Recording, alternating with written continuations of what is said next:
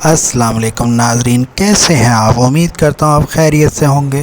ناظرین، آخر کار بالآخر نوٹیفیکیشن جاری ہو گیا، لیکن یہ دیکھیں کہ پنجاب کے ملازمین اور پینشنر حضرات کو کتنی سٹرگل کرنی پڑی، کتنی دگ و دو کرنی پڑی۔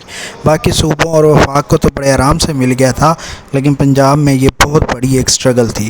تو اس کے لیے پنجاب کے سرکاری ملازمین نے 7 سے 8 دن دھرنا دیا اور سول سیکریٹریٹ کے باہر بیٹھے رہے۔ ان میں ایک بزرگ حضرت وہی وفات پا گئے اس دھرنے کے دوران۔ تو اس کے علاوہ اور بہت کچھ ہوا، ٹھیک ہے، اور اس طرح مذاکرات ہوتے تھے، پھر نہیں ہوتے تھے، مانتے تھے نہیں مانتے تھے، کبھی بجٹ کا بہانہ کرتے تھے، کبھی کچھ ہوتا تھا۔ آخر میں جو مشیر وزیر اعظم ہیں دلاور خان صاحب، انہوں نے وعدہ کیا کہ آپ لوگ گھروں کو جائیں، نوٹیفیکیشن جاری کروانا میری ذمہ داری ہے۔ تو اس پہ ان کی گارنٹی پر ایپکا اور اگیگا کے چیئرمین نے اعلان کیا کہ دھرنا ختم ہو رہا ہے۔ اس کے بعد وہ سب گھروں میں چلے گئے، پھر نوٹیفیکیشن کا ویٹ ہونے لگا۔ اسی دوران پتہ چلا جی کہ اب وزیر اعلیٰ پنجاب پہلے تو ماننے سے انکار کر رہے تھے۔ انہوں نے ایک پریس کانفرنس میں بھی کہا تھا کہ یہ ان کو اپنے کنسرن آفیسر سے رابطہ کرنا چاہیے، کنسرن ڈپارٹمنٹ سے رابطہ کرنا چاہیے، اس طرح ہم نہیں کریں گے، بڑھائیں گے۔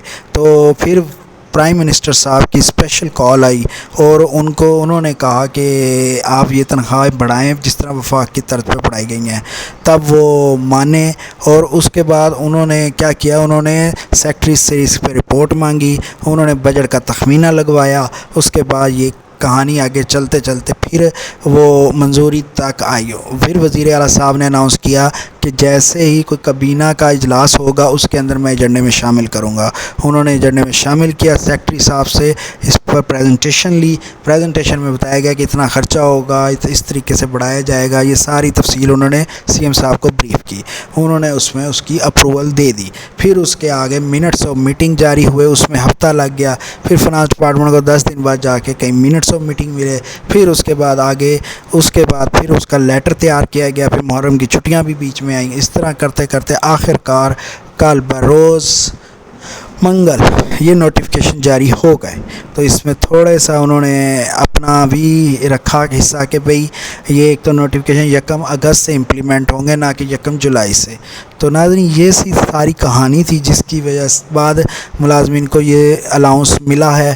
اللہ کا شکر ادا کرنا چاہیے جو بھی ملا ہے، ٹھیک ہے، لیکن انسان ناشکرہ ہے، انسان کو شکر ادا کرتے رہنا چاہیے۔